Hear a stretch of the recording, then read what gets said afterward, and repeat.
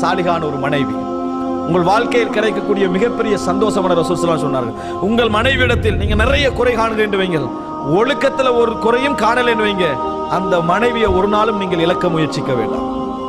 எவ்வளவு குறை இருந்தாலும் சரி, அது ஒரு பெரிய ஒரு கிஃப்ட், பெரிய ஒரு ஒழுக்கம். அன்புள்ள சகோதரர்களே, அந்த நம்பிக்கை தான் நிறைய பேர் மனைவியை என்ன நாட்டில் விட்டுட்டு இங்கே இருக்கிறாங்களே, இந்த நம்பிக்கை ஒன்றை அல்லாஹ் தஆலா அளித்தால், சிறிய ஒரு வஸ்வாசை ஏற்படுத்தினால் குடும்ப வாழ்க்கை எப்படி இருக்கும்?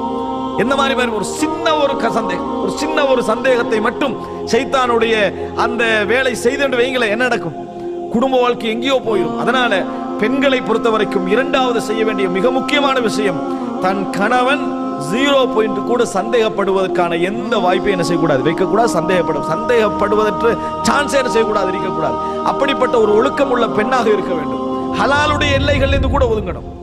அனுமதிதானே லெவலுக்கு என்ன செய்யக்கூடாது, போகக்கூடாது. சைத்தான் எல்லையில தான் இருப்பான். இது ஹலால் என்றால் பரவாயில்ல, இது சந்தேகங்கள்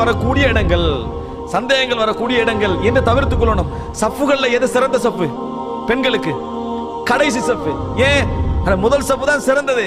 ஆனால் ஒழுக்கம் என்பதனால் இஸ்லாம் என்ன செய்கிறது, கடைசி சஃப்பை வைக்கிறது. ஏன்? முதல் சஃப்பு சந்தேகத்துக்குரியது என்பதை நாம் என்ன செய்ய வேண்டும், புரிந்து கொள்ள வேண்டும். அன்புள்ள சகோதரர்களே, ஆக மிக முக்கியமான அடிப்படை இது, மிக முக்கியமாக புரிந்து கொள்ள வேண்டிய அடிப்படை இது. இது பெண்களுக்கு ஒரு மிகப்பெரிய ஒரு உபதேசமாக மனதிலே வைத்துக் கொள்ள வேண்டும். நல்லவர்களை வழிகெடுப்பதற்கு ஷைத்தான் நல்ல பெண்களைத்தான் உபயோகிப்பான். மார்க்கமுள்ள பெண்களைத்தான் என்ன செய்வான், வழி தேடுவான்.